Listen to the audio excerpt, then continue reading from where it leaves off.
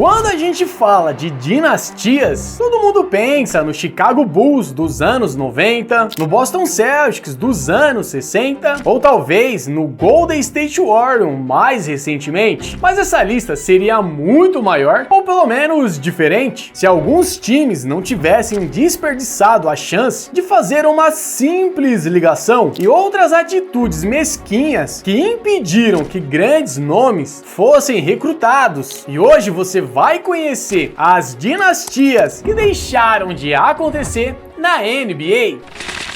Salve, manos e minas do Basco, meu nome é Vinícius, e se você gosta de fato e curiosidades da NBA, já deixa o like e se inscreve aqui no canal. E vamos começar falando do draft de 1984 e da escolha que mudou a história da NBA e que hoje até parece uma escolha óbvia, mas naquela época isso não fazia o menor sentido. E nesse ano quem tinha a primeira escolha era o Houston Rockets, que tinha ao seu dispor uma classe simplesmente lendária, composta por Hakeem Olajuwon, Michael Jordan, Charles Barkley e John Stockton. E apesar de terem muitos nomes icônicos, um em especial parece óbvio que deveria ser escolhido primeiro, mas naquela época não era, pois as análises da ESPN e da Sports Illustrated mostravam que as franquias campeãs eram construídas a partir de pivôs dominantes, como havia acontecido com o Lakers de Kareem Abdul-Jabbar, o Bill Russell do Boston Celtics, ou até mesmo o Julius Erving com o Philadelphia 76ers. Então, naquele momento, a liga não tinha motivos e nem casos para acreditar que um ala armador deveria ser a peça principal para a construção de um time campeão. E sim, eles sabiam que o Michael Jordan era muito talentoso, mas não era unânime que ele deveria ser a primeira escolha do draft. Então, o Houston Rockets fez a escolha lógica quando selecionou o Hakeem Olajuwon, e ele provou que não foi um erro. Afinal, ele se tornou MVP e posteriormente foi 2 vezes campeão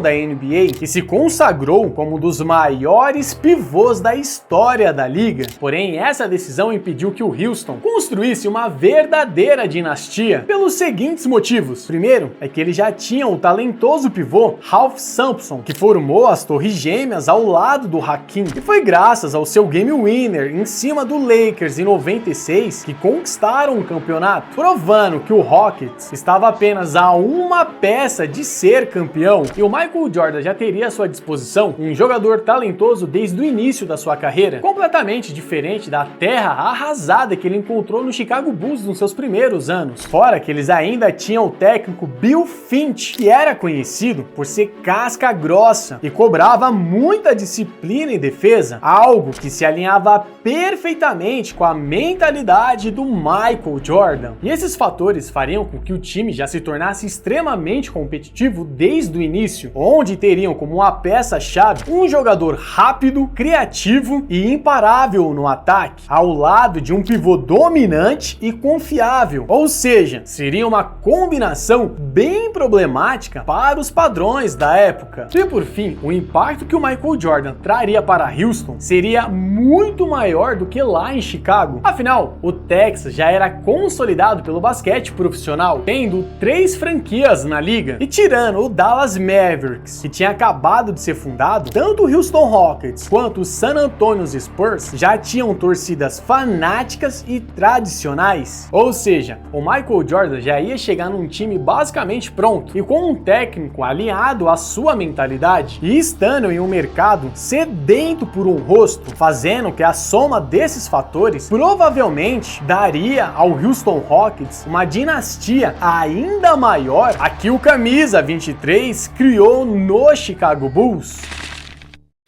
Uma ligação que arruinou uma dinastia. Essa é uma das histórias menos faladas, mas que pra mim é um dos maiores ICs da NBA. Isso porque no início dos anos 2000, o Kevin Garnett era o rosto do Minnesota Timberwolves, e sendo aquele jogador que todo mundo queria no time. E o Lakers era um dos maiores interessados para que isso acontecesse, pois eles queriam outro jogador para formar uma dupla com Kobe Bryant, visto que a sua dupla com Shaquille O'Neal já estava desgastada e gerando vários problemas internos. E como a fórmula de um pivô dominante, mais um ala armador ágil e atlético, tinha resultado em 3 títulos para o Lakers, eles estavam em busca de um outro pivô. E o Kevin Garnett era o cara com um perfil perfeito para isso, pois ele também era extremamente competitivo e tinha uma mentalidade de trabalho duro que o fazia ser respeitado por todos da NBA. E antes da gente continuar com o vídeo, quero lembrar vocês, mano, que na Centauro você encontra praticamente tudo do seu esporte favorito, principalmente tênis e artigos e acessórios do seu time do coração. E para quem é inscrito aqui no canal, basta usar o nosso cupom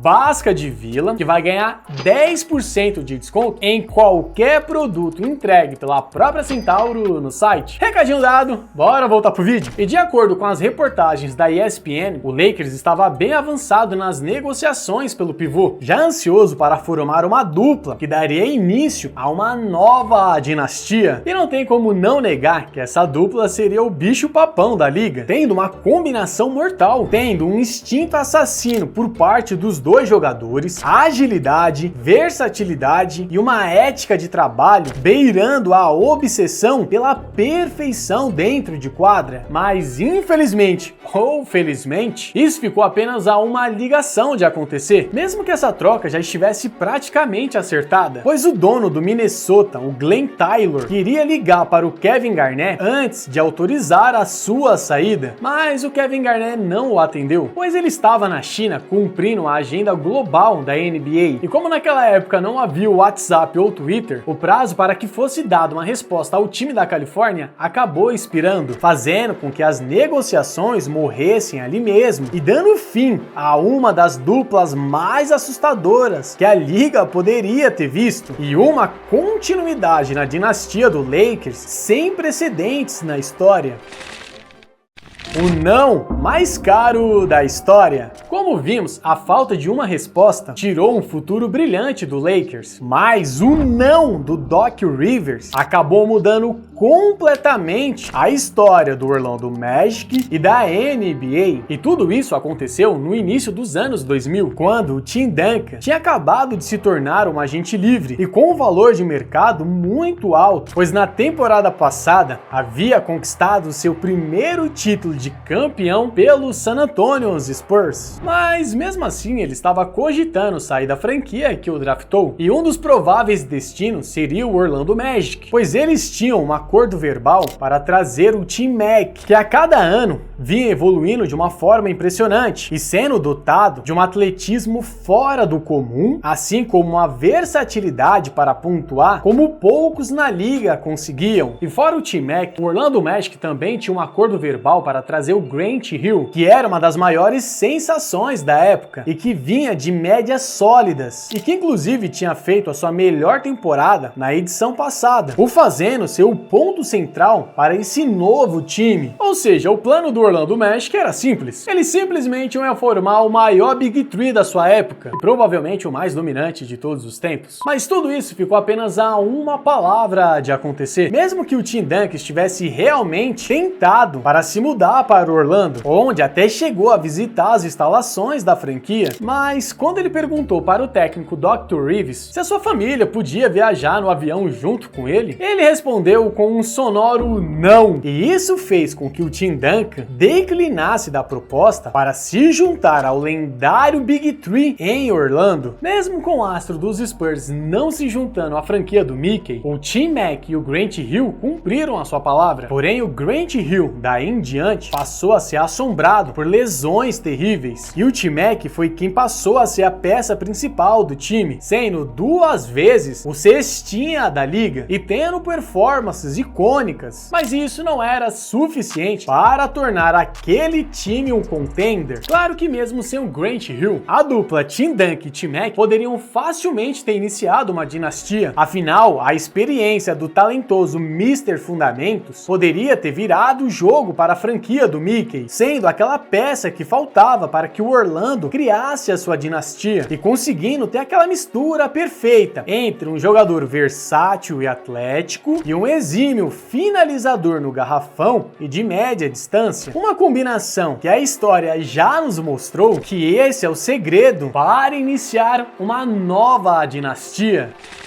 Mas e aí, na sua opinião, qual desses times tinha o maior potencial de se tornar uma verdadeira dinastia? Deixa aqui nos comentários que eu quero saber. Ah, e se curtiu o vídeo, não esquece de deixar o like pra fortalecer o nosso trabalho. E se for novo por aqui, mano, aproveite, já se inscreve pra fazer parte dessa comunidade que só cresce. Mas agora sim eu vou encerrando por aqui, mas continue nos assistindo nos cards que estão aparecendo aqui na tela e falou!